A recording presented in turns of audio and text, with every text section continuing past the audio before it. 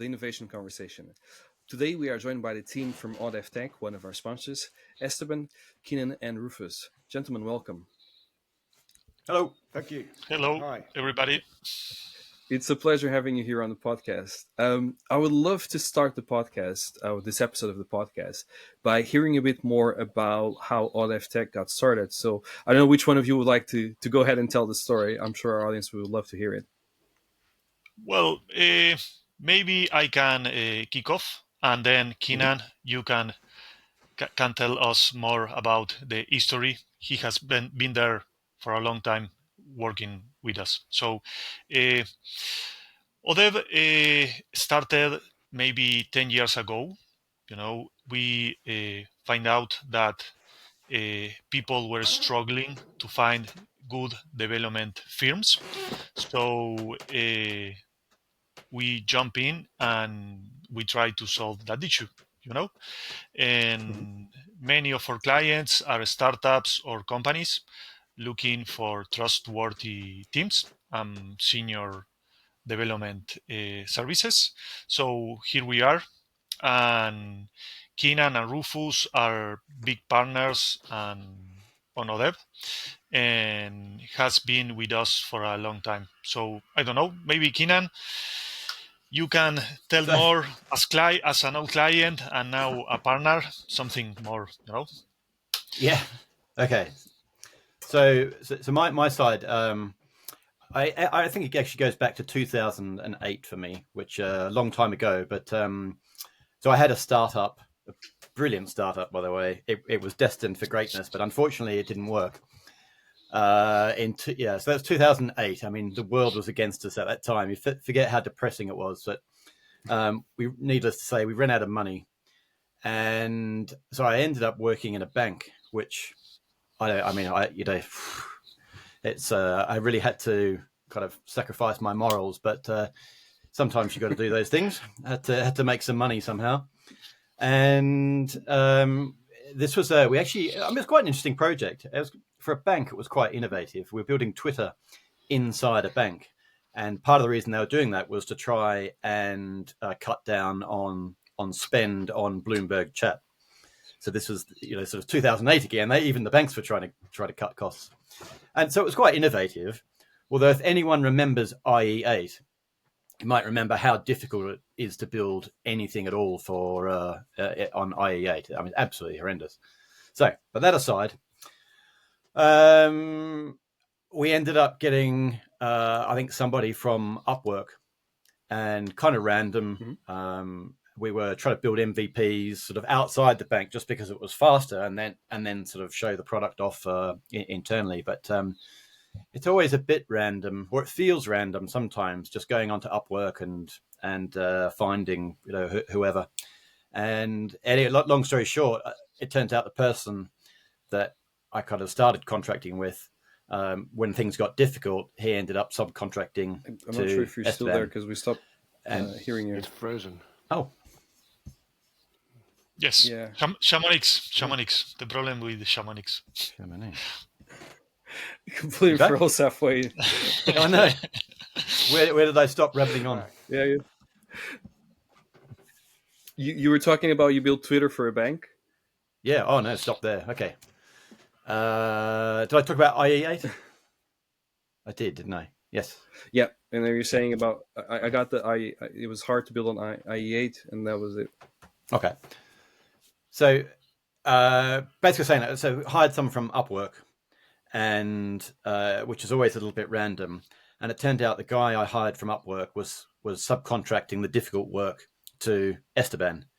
So obviously they didn't last long. Once I found that out, it went straight to Esteban, and then the other guy unfortunately got fired, and Esteban and I started off building this product inside HSBC. And so for me, that was the starting point of our sort of working relationship. And then we've been through a number of startups, sort of my own startups, and you've had some of your own as well, and then some of my other friends' startups, and sort of the patchwork of kind of startups, particularly in the UK, kind of sort of London, your friends and that sort of thing.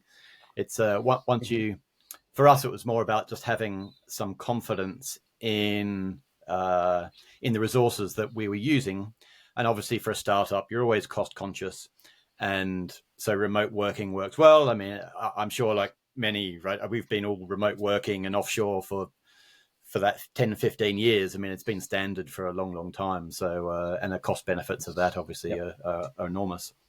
So that's my starting point. Yeah, long time. And then Rufus, when did you join? I joined a year ago, and I come from essentially the amoral banking side that Keenan spoke of a few minutes ago, and Miserable I was place. managing money for hedge funds and stuff. So the real dark side of finance. No, I'm joking.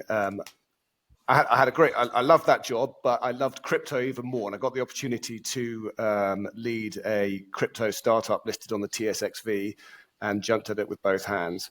And I ended up representing leading a UK-based service-driven crypto broker set up by some UK traditional finance entrepreneurs in wealth management stuff, and none of us had any experience building software. All good at the business side and revenue generation and that kind of stuff, and risk, but no one had built any software. We were really, I think if someone could write a macro on Excel, that was about as far as we could go. So we went through two CTOs quite quickly to get what we needed for this for the brokerage. We needed an app, a cell phone app. We needed a back end to help store all the data, and we also needed to integrate somehow into TradFi to get an audit done because we were a publicly limited company. So there were lots of pressures, and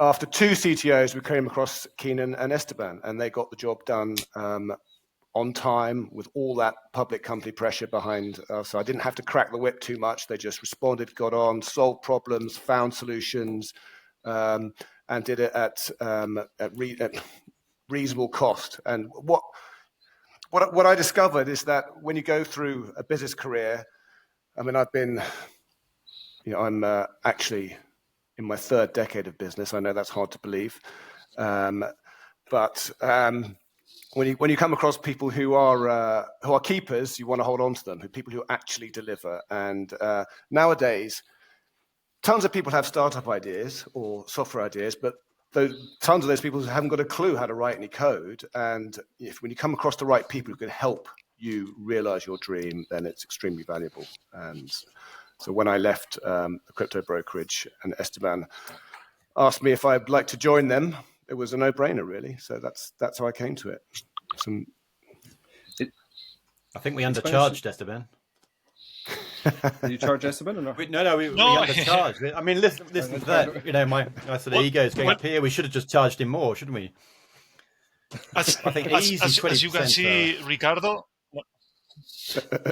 As you can see, Ricardo, now we have the good guys, the bad guys all together. So we are very good now with Keenan, with Rufus. We are working now on many fintech projects, and we are becoming really good at that. So I mean, it's great to have such team, and it's great for other startups and companies be able to have the team we have. So thinking about something, because you've all mentioned that you've had many previous projects before, and that actually gave you a lot of experience, which when you're building something for a startup, you bring that to the table, right? You're not just developing something based on someone's request, you're actually giving your input on what should be built and the way it should be built, right? So what do what's your advice for someone starting a business right now? Because you have tons of business under your belt in different regions of the world. So what are like the top 3 tips that you always say, do this first and do that? We have many ideas, Many of them. But Yeah, I don't know. Take care of your budget. Take care of your budget. Mhm. That should be one of the first. I don't know. Keen and Rufus. I think it starts MVP, before then. MVP, I think iterate, test. Yeah. no, even before then for me, like, so one, even as a developer, I think Figma is the best product that's ever existed. I think it's amazing. I think well, one of my experiences, particularly of say early stage investing, is that hardly anyone actually uses your product. Not in it. I mean, if you're lucky if they do. If you get big numbers and you've got sort of you're viral a bit or you get some traction, I mean that's awesome. But if you're most people don't, is the default really. So you can end up putting huge amounts of work into stuff that doesn't get used, particularly at that early stage. And I'm guilty of that more than anyone, I think. But the point I was going to make is I think between doing stuff in Figma, because design is cheaper than development, because you can change it so fast, and you can have so many variations, and most of the time you're just trying to convey the idea. So you try to pitch to people, try to refine the idea, try to get across what it looks like. So I think that stage should actually last much, much longer. Now, once you get into development, you're going down a path which you're committed, or it's just harder, or despite all the tools, it's still harder to be fast or as fast as the design kind of Figma stage. And the other thing that I always think is that book. I'll forget the name of it now. What is it? Someone will have to prompt me. Think Fast, Think Slow. What's that book called? I've got it here somewhere. Hang on. Daniel Kahneman, isn't it? That one? Think Fast, Thinking Fast and Slow. Yeah, Thinking Fast and Slow. That's the book I had in my mind. Like actually I find, and this is what a lot of accelerators basically do. The whole purpose of an accelerator almost is to basically make you think, like all the big thoughts you have in there, like a distillation kind of process to be able to do all the thinking required to get down to real sort of precision about what your business or startup kind of does. So I think because that's free, and because doing work in Figma and the design and all that kind of stuff it's not free, but it's cheaper. Like the more you can do in that side, the better. So that's the first thing. And then the second or third thing as well, I always think of I think like if you've got like a barbell, you've got like sell the dream versus build the dream. And it's like the more you can sell the dream, the better sales skills you have, right? Then the less you have to develop. And I mean, I always struggle with this. Like I build far too much. Basically, everyone builds far too much. All these startups build far too much in a way. And I certainly think that the more you can sell, the better your selling skills, the less cash you have to spend, and the less you have to build early on to get your business going. What point do you put? Sorry to interrupt, Kim. Where would you put product market fit into all that then? Finding that essentially first. You've done that before you get to the Figma stage, hopefully. Do you think?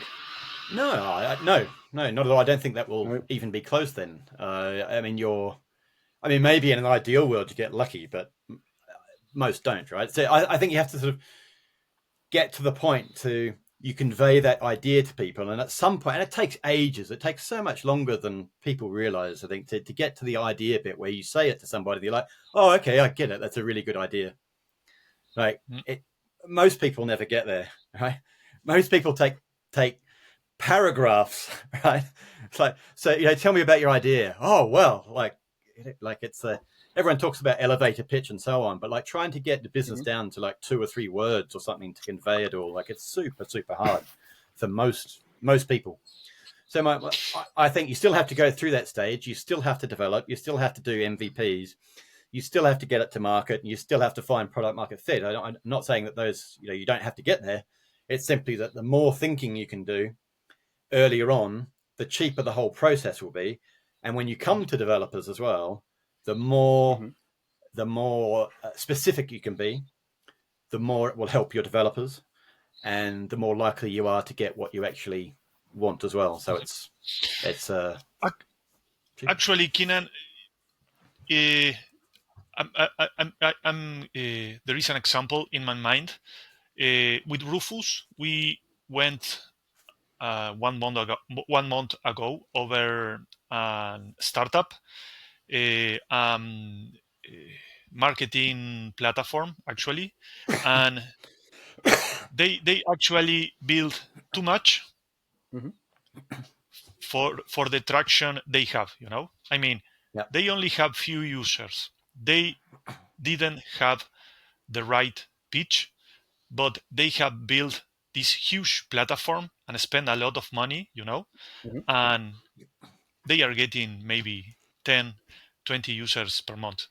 It doesn't make sense. And when they try to pitch, they actually don't know how to give you just a single phrase of what this platform does. yeah. So I mean, it's Rufus. I'm sure you remember. So it's an example, actually. I think this is what I think happens is everyone who has the startup, who has the business, thinks they're pitching it the right way and thinks they're being like super precise. Like you think you've got it, but everybody else thinks you probably don't.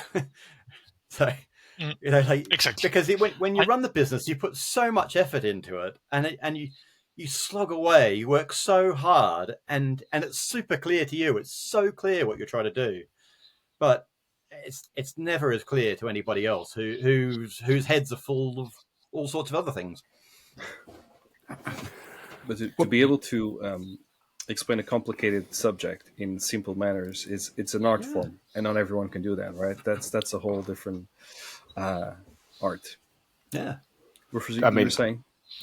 yeah, communication is one of the biggest skills. Communication and selling. I mean, if you get that right, I mean, I'm assuming that anyone hoping to do a startup has tried to pitch their friends and family first and managed to sell them, because I think that maybe they half the time they're not interested. I know, I've had my ex-wife. If I talk about finance, she used to get very disinterested quite quickly. Financial startups, but anyway, that no, I'm joking. I think if you can't pitch your friends and family on your idea, then you've got to go somewhere else with the idea. But I'm assuming we've all done your that. friends and family are nice to you though, mostly. yes. Maybe not ex-wives, but like generally Yeah. friends and family are nice to you. But if your ex-wife tell you it's a good idea, it's a should good be a great idea. idea. Yes, Exactly. yes. Sounds like You've a got really product good market idea. fit. That's it. And if you have 5 ex-wives, well, you have a small team to prove Yeah. your ideas. Exactly. Good point. I mean, Building I would a hope that down, my yeah. best friend told me, no, Rufus, that is not going to make it out the door. Forget it. But yeah, I guess.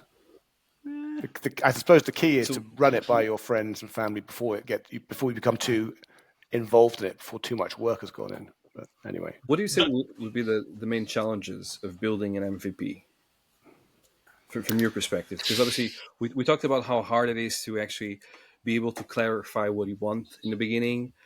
We also talked about making sure they have validation from your friends and family first, and also some good product market fit. So, what do you think when you're building an MVP? What are the main challenges that you see every day from some of your clients? Scoping, scope creep, big Mhm. ideas, big dreams that aren't Process, matched the by the process. budget. Yeah. Mhm. Yes. Flippant non-technical Scope. people. Oh, Mm, yes. non-technical Scope. people. Like, I don't know. Let's build well, here's one. Like, let's build a crypto brokerage. Right. I want to do a demo next week. Is that okay? Yeah. I mean, how many times has some non-technical person kind of said that to a very small team of I feel tech? there's a story there.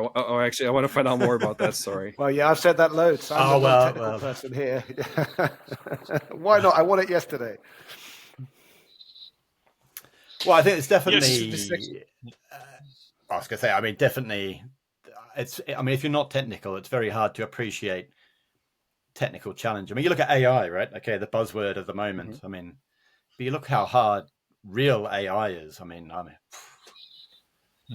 like sort of if you're really at that low level of trying to build out kind of AI models, not just trying to build something on top of ChatGPT or something, but I mean, it's so damn hardcore. Like, I don't know. I'm Keenan. Sorry, but go ahead. But I have some examples. Seems like I'm the guy with examples. But go ahead, and then I will bring a couple of examples. Everybody wants to hear your examples now. Go for it. Yes. I mean, you want to build an MVP. One example is if you are a non-technical guy. Something I find Don't be sexist. very often is that when you are a non-technical founder, usually the software firm that you choose will not communicate to you things in the right way. Maybe some teams will just don't hear your ideas because you are non-technical, and other companies maybe will not explain technical terms in the right way. I have a ton of examples, of non-technical founders complaining about the communication or how they treat them other companies, because they have this great idea, they don't understand the technical challenges, but these teams don't take the time to explain the challenges, or take their hands and guide them through the journey. So I mean, there are a lot of examples, and so if you are not a non-technical founder, be careful. Okay. I would say if you are a this is non-technical founder, get on the stand-ups with your tech team every day. I think that was very helpful for me to do that with Keenan when at the crypto brokerage, to realize all the steps that go into everything, and then quiz Keenan if I didn't understand anything, or quiz the tech team on that. I mean, if you're non-technical, take the pain and go on a stand-up whenever the stand-up is. Should be daily, I guess. Well, that's what it was with us. Daily stand-up. They're not that long, obviously, because they're called stand-ups, and you get a sense of all the planning and issues that arise, and what can go wrong, and how the problems are solved and stuff like that. And then that's Anyway, I think that was one of my best experiences, actually.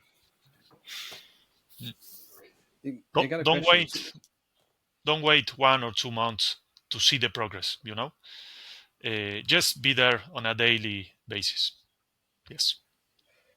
And how does the startup manages that with you guys? So when they hire you to provide the software development, how does that stand up work, and how does that communication work? How does the process look like? What's the process? Is there a process? I don't know. It's pretty simple, really. I mean, there is a process. Keenan today, yes. I mean, well, what process was there? I understand that we have to look at the context of there was no communication, really. There was no. People used to have a stand-up once a week. I mean, ridiculous. Like, how do you convey a lot of detail in once a week kind of meeting? I mean, I think we lost Keenan in a big meeting. Keenan again, yeah. Like, everyone sort of nods their heads and then goes away, and nobody understood anything. Yes. Oh, sorry, Keenan, we're losing you. You should upgrade your connection, Keenan. I put a marker down anyway, so we should be fine. But sorry, I'm back now. Sorry. Can you hear me? It's weird because everyone's upload. Yeah, no, it's good. Everyone's upload speed. By the way, we can edit this out. But everyone's upload speed is great, apart from Rufus, which is only 56% uploaded. But then you're the one that keep on cutting out. I don't know why. Yeah, sorry. Really and I'm the guy in South America. Yep. I'm the guy in South America, but my connection speed is great. So maybe I live in Chamonix. I'll say when it rains here, it's in the mountains, the internet just halves. Internet, just the speed. I don't know what it's got to do with rain, but it's consistent. I've done the analysis. So let's cut this bit, and then let me jump into a question, and then we'll just crop this. So how would you build your team? Let me phrase that. When you're building a team, what should you look for? Like, what are the key elements when you're building a team long term? I think the keys, one of the main keys for a team, for a long-term team, is find senior or use senior developers. You can use junior, you can use middle level developers, but your core team, when you start build your MVP, should be senior developers. Okay, that is one of the way to guarantee that you can have a long-term team and you have a good foundations in your MVP. Also get people who are committed with your project. Okay, if they don't communicate on a daily basis, if they are slow on your request, if they share their time with other projects, that is going to be a big problem for you. You should get people who are involved. It's better to have a smaller team but fully committed with the build of your product than a large team, who is not committed to your product. And also the team should have the right skill sets. That is really important. Uh, if your product is needs a good UX UI interface or should be visually appealing, get a good UX designer, and that guy should be part of your team. If your platform is I don't know, it requires strong backend skills, get a good backend developer who are fully committed. Don't it's not a currency that you can exchange. You should find very good, just a few people that will be involved in your project. I think You know, also you, that to add though, I think you got to say what kind of business is it? As in, like, is it a startup or is it say an existing business with and the difference I'm going for is like what are you trying to achieve really? Like, do you want someone? Is this like a guaranteed year long, forever kind of gig where you're offering stability to a developer and maybe an existing product, or you try to get something off the ground? And so I kind of take, I mean, most of certainly my world anyway, it's startups. It's like if that business is there in a year's time, everyone's going to be happy, right? So, I think two things. One, generalist is good. Like it's the smaller you are, the harder it is to afford truly specialist resources. So it's okay to be to get generalist, and generalist just means you can get somebody to do the back end and the front end, and you don't need and as long as they can deploy somewhere, sometimes you just need to get it out. That's the only thing. So being generalist is fine. Yeah, that's it really. I think you both nailed it. You forget the pills. You nailed it from Second the one, perspective you of. forget the pills. I think you've both nailed it from the perspective of what you need in a team, which involves software development. Of course, all businesses now are basically software businesses. Pretty much whatever you're doing, you need some software. As if from the less technical view here, I'd say the bare minimum in a startup team is you'd need a salesman and someone who can get things done. Person. Which equates to communication and the generalist that Keenan was just talking about. I think, but basically you need, because those skills are not all, you can't find that in one person is very rare. Someone who can sell and get the stuff done, and they're two very different skill sets, two very different personalities. So at the very minimum, I think you need in the smallest startup teams, that's what you need.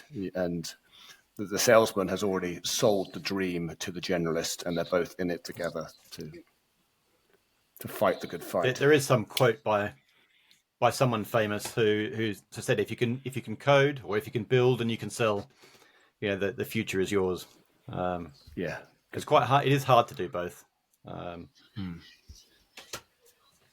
Do you find any difference between, obviously you live in different countries, you operate in different markets. Do you find any key differences between all these markets that you can just tell, in the UK people do business this way, in France it's the other way, in Uruguay it's a completely different way? And if so, which differences are there? We don't really operate in our Loaded markets, question. do we? I mean, yeah. Potentially, yes, but interesting nevertheless. What I'm trying to find out is, because everyone in the UK, a lot of startups say, it'll be easier just to build something for the US market and operate there because they have, deeper pockets. Investors have deeper pockets, or it's a bigger market, and all the companies you deal with. Do you find that they operate in a different way based on where they're based, or actually they should all build the same way regardless of where they're based? I think maybe UK-based companies or startups are more carefully how to spend their budget. Maybe in US, if they have the budget, they just spend it, more quickly. And sometimes that could be a problem for US startups. Usually they try to start with bigger teams. They start to burn the budget quicker. And, in UK, I think that don't happen, startups are more carefully, on how to spend their money and the kind of team they want to build, but at the end, in US, in UK, they want to the same, to build a great product. And in Uruguay is totally different. For example, in South America, there are no development firms working for startups. Usually the startups are built by their own founders, They don't hire other companies to build these startups, They might hire a developer, for example, but it's different in that sense, in South America, basically you build your own startup. Okay. Rufus, you were saying something? Well, I think that seems very reflective of the VC environments in all those countries, right? It's much easier apparently to raise money in the US. So money money flows more, people spend it more, they are more aggressive in the US. In the UK, we have less developed VC ecosystem than the Americans, but still probably the best one in Europe, as far as I'm aware, the biggest one in Europe. But it's still not as dynamic as the US one, and so it's more risk averse, and therefore budget spend and the attitude to budgets in startups is perhaps a little more conservative, and sometimes you need to be aggressive. But yeah, I can't speak for South America, sadly, but yeah, it all the character of money. Before we were talking about Web3, and I know you guys are building something very cool on Web3. Can you tell us more about how exactly does it work? Can a company that wants to build something on Web3 approach you and ask for some software development there? How does that work? For sure, they can reach us, and I'm sure we have a great expertise on anything on Web3.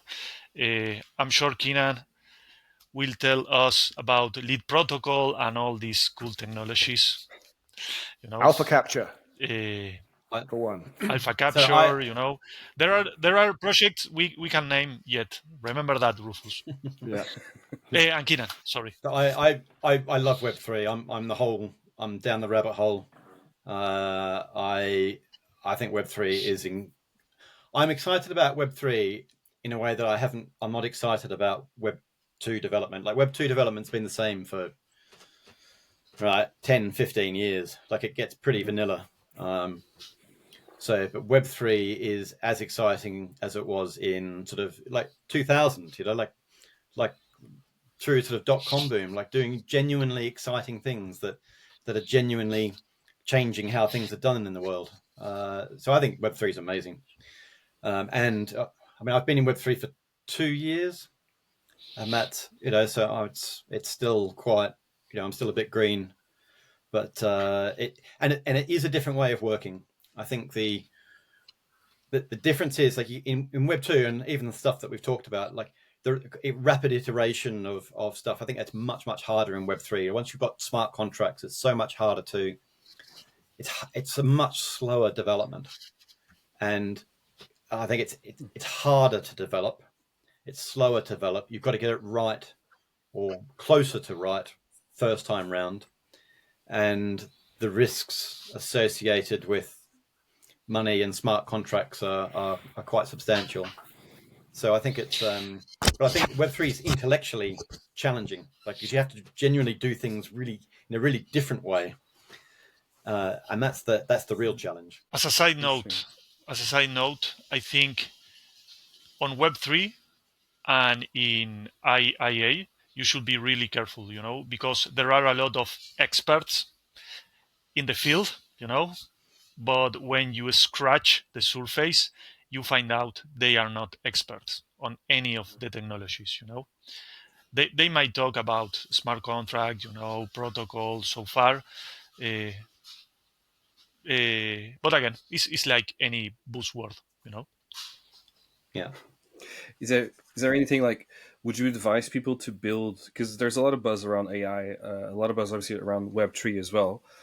Would you advise people to build something on these, for these things, for AI or for Web3, and build them Yeah. based on these technologies? Or quite on the contrary, just honestly, why would you build anything else?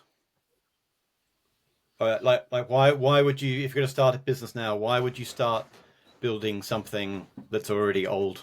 I mean, it has to be. It's, I mean, especially on IA, right? I mean, AI. you see some people, yeah, you see some people pop up with I've seen a few on the investing side of things, which we're involved with, and you think just look at the moment you've put your head into AI or into Web3, and you have a certain way of doing things, and you see what's possible, and then you look back at Web2 and you're like, it looks archaic. I like, honestly, why would anyone want to invest into a Web2 business now? Like why would you want to build? Why would you want to dedicate the next 5-10 years of your life trying to build a Web2 business? I mean, what a why? It's just not technically interesting. It's not where the world's going. It's not where people want to invest in. It's not the future of tech. It's not the way to disrupt things. So honestly, you shouldn't do anything else other than AI and Web3. But there's still some businesses that could use Web2 for multiple Like things, what? right? I don't No. know, food delivery service or something like that. Yes. Yeah. I think what happens is that you can use Web2, Web3, any technology, but the niche start to get smaller and smaller. The niches you can tackle are getting smaller each time. For example, in the past you can have your delivery food app, and you can make it great, and now you should think on a delivery food app using drones.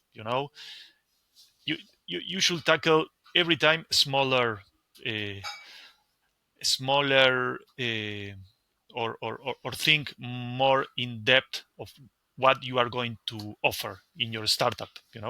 It's like getting harder to get good ideas, I think. No way. No, It's the you know. opposite. There are Okay, more easier. ideas. Okay. What's that? There's another famous quote. I don't know who said it. It was the guy in the Easier. late 1800s who said he should close the government patent office in the US or something because all the good ideas had been had. I mean, what a load of nonsense. There are AI and Web3 provide more opportunity for new ideas and new ways of doing things more than ever before, more than faster to market than ever before. But Take it back, you should Esteban. be. Take it back. No. I mean, I got your point, but each time you should be more innovative. Yeah. You should bring more innovation, and before And you bring innovation, you should understand what is innovation. That is another problem with many founders. They don't understand what is innovation. what I Sorry, liked about Rufus, what you go ahead. said, what I liked about what you said was that you need to focus the niche a bit more nowadays. So you have to be a bit more specialized. So the example of a food delivery app now being drones, and then then someone needing to make specific software for drones that manages deliveries and that kind of stuff. You need your startups probably need to be more niche and more focused nowadays, given the proliferation of AI and Web3. I think that's a very valid point. And I wonder how much Web3 reduces or makes the investment side of it harder, because Web3 is more about protocols and empowering individuals rather than empowering specific businesses or sectors. That's called Is that, or is disruption. that too broad? Is that too broad a generalization? I Probably get is the point too- you're making, Yeah. but that like but this is a good thing, because now It is a we good say, thing. okay, But Web3 is about communities, and particularly kind of token-based rewards looks to reward the community, sort of built around those protocols, but it also therefore disrupts all the traditional businesses that we know and it's may not beautiful. love. It is. There you go. More innovation, more ideas than have ever existed. We can disrupt the entire system now. This is why it's exciting. And it's never More actually been even more rewards. important. It's never been more important, because we run the risk as a society of being dominated by Google, Amazon, Facebook, OpenAI, Microsoft, right? And the more they get ahead in AI, the more they're going to steal the future on everything, right? They'll own businesses that create nuclear fission at some point, or solve cancer, or whatever, because they've got this first mover advantage into large language models and stuff, and that means they control everything. So Web3 has never been more important about empowering startups and the individual, and you tie in crypto with that to make sure that it's authentic. Because the dark side of all that is you get, I don't think it's just first mover either. I mean, you look at LLM specific maybe, but if you kind of dumb it down, the amount of compute that you have for these models improves the model. Therefore, sort of the biggest companies who have access to the greatest compute have the greatest models. Yeah. And so how do you compete against that? Like, you end up, and you look at what's driving the markets at the moment, like obviously Nvidia, but Microsoft is also at 52-week record highs, right? It's all the big ones, so the Google, Microsoft, we all know that. But how do you then take on these big companies that they just get bigger and bigger and own more and more, and the reward is shared with only a relatively small number of people. Yeah. And that's the exciting bit about Web3. Whereas you could, rather than rewarding only shareholders, you could reward all the users of, say, an AI model, for example. Do you think that crypto is still a scary word for some people, for some investors? Or quite on the contrary, it's actually being seen as something that they can see it straight away as it's functional, and there's money to be had, and they can see the return straight away? We found, we have been raising for a protocol, and we definitely find that there is a line, sort of Web 2 and Web 3. Now, if you have to convince somebody about Web 3, or you have to, in any idea, explain the value of a token, like just general terms, like crypto, token, Web3. If you're having to convince anybody at all about any aspect of just generally why it's a good thing, then it just ain't going to happen. So people have to buy into it by themselves and all their experience. So I mean, we wouldn't ever, I think, anymore pitch to a non Web3 investor, for example. It's just not worth it. But all investors should come over. I mean, it is genuinely exciting. They've got to make that jump into Web3, at least understand it. I mean, it's going to be a big part of the world. Yeah, they'll have to, or they'll die, basically. Yeah, in the long run. Completely. It's all going It's, that it's a way. bit like what happened with the. It's the same thing that happened with the .com bubble, isn't it? It just, there was a big explosion. Then you had some companies that just went bust, and then after a while, it was like, okay, what are we doing now? And then they had Web 2 show up, and then, oh, this is what we're doing. Okay, let's build here. Actually, makes a lot more sense this way than what we had before. Yeah. So it's just the way of things progressing, I guess. Yeah. Exciting times ahead. Right. So I think what does change is that you get two waves. You get a skeuomorphic wave. So you get, and we see this in Web3 as well, where you have you basically have a business that's really really a Web2 business, but you change it by 10%, and suddenly it's a Web3 business. It's like you just kind of add a twist to it. But then at some point, you end up with a genuinely, like, a native Web3 solution. And there are lots of examples coming, but the difference between a skeuomorphic Web2 business and a native Web3 business is quite substantial. So that wave you're talking about, like the .com, sort of, you almost got rid of all the old stuff, and then all these genuinely new, truly internet native businesses really took hold, and then that's the driver for the next wave of adoption. But you've got to lose the old stuff. So I guess everyone's excited about the future, I'm imagining. Except for Esteban, who's run out of ideas. No, I have a lot of ideas, but yes, it's very exciting. The new vaccines with RNA, all that stuff. Even in biology, in medical healthcare. I mean, how all the domains are crossing over. How this large language model could be used in the medical or biological sides. I think all of us, I'm sure, we think on the next few years we will see great breakthroughs, on every aspect of our life. When you see now drones delivering packages, I see that in South America, in Uruguay.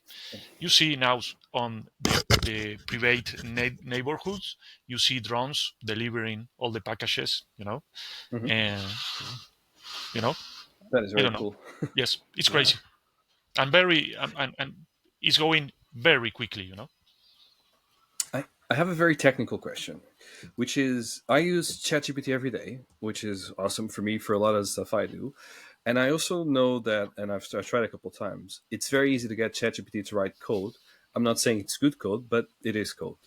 Now, from a software development point of view, is that something that you feel, people in software development should feel threatened by? Or on the other hand, you actually embrace the fact that you can actually get a lot of work done much, much quicker, and you can build a lot quicker?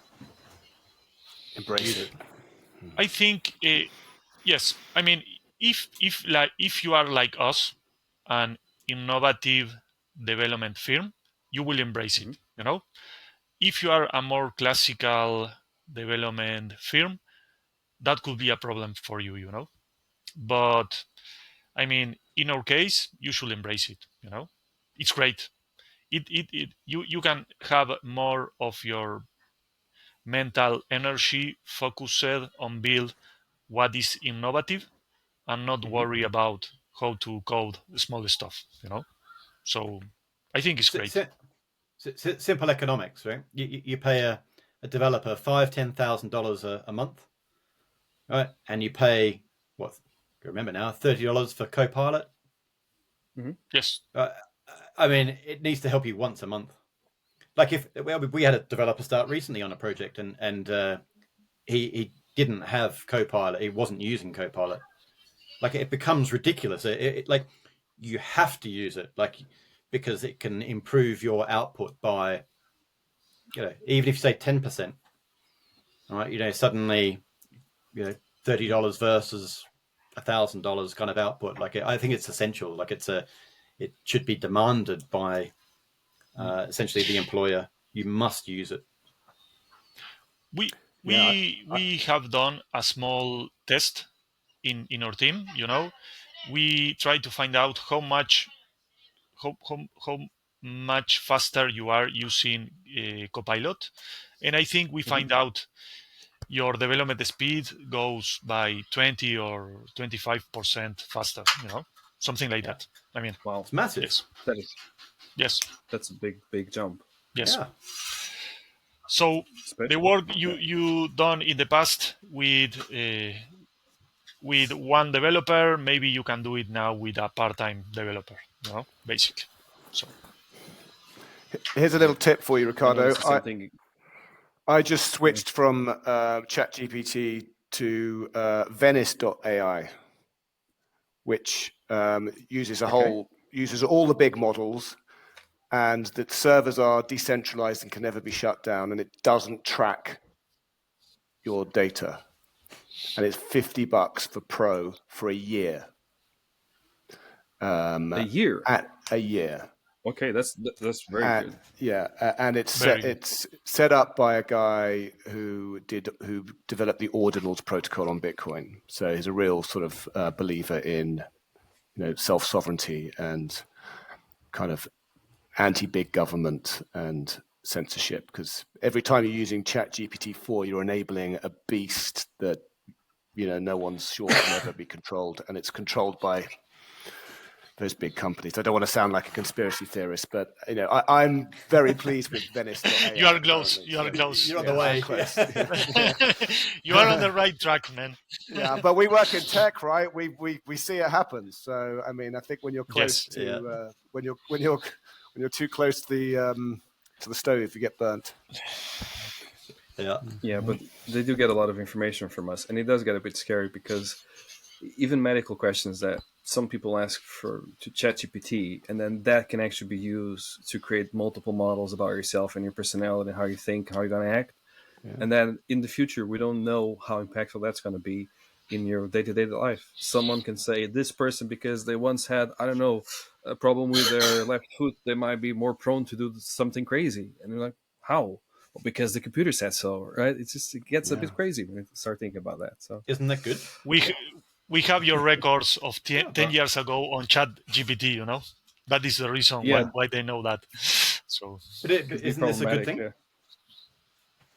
I wouldn't say it's a good thing. I've asked a lot of really bizarre questions to ChatGPT. The latest one being, please rewrite or please add more to the song from Billy Joel, We Didn't Start the Fire from the 80s. I don't know if you guys know that song. He kind of goes about all the major historical events in the U.S. and I said, just continue doing it from the 1980s onwards. And he did a very good job, to be honest. So I don't want to be accused of copywriting or anything like that. Yeah, so, I mean, data is a good thing, good or bad, as long as the person analyzing the data can work out the difference. But also, who custodies that data is extremely important, because data in the wrong hands is lethal. I guess we'd all prefer whatever data we had to be owned by Microsoft over the Chinese Communist Party, probably, but I don't think there's much in that, given that we don't live in China. But I've heard some frightening tales of lives being ruined by data being misappropriated and attributed to the wrong people. And careers ruined for that, and just because someone made a mistake a human made a mistake attributing data on a database to one person when it should have been somewhere else. So it's a risk that we all run by trusting the wrong people. speaking of trusting not the wrong people but the right people, if people want to reach out to your team in Odev.tech, how can they do so? They can get on our website, Odev.tech. They can reach us. They can reach me, Keenan, or Rufus. I'm sure in the podcast website you have the contacts of us, Yes. and or drop us an email to Esteban Odev.tech or Rufus Odev.tech. They can reach us anytime, and we will help them on anything they might need. Perfect. Gentlemen, thank you so much for your time. I really enjoyed our conversation. Thanks for Thanks for having your us, time, Ricardo. Ricardo.